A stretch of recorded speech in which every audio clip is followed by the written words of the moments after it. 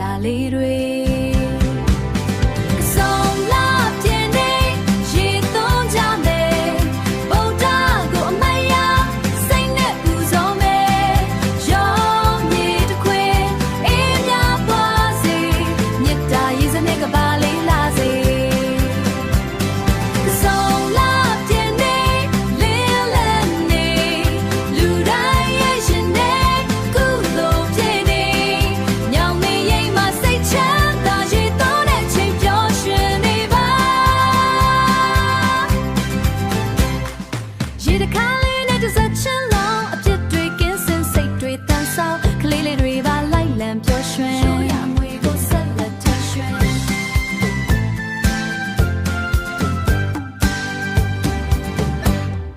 ရိုးရမွေကိုဆက်လက်ထိမ့်သိမ်းရွာလမ်းတစ်လျှောက်တဲ့ချင်းတန်ကြမိတ်ဆွေတွေပါဆွေးလာကြ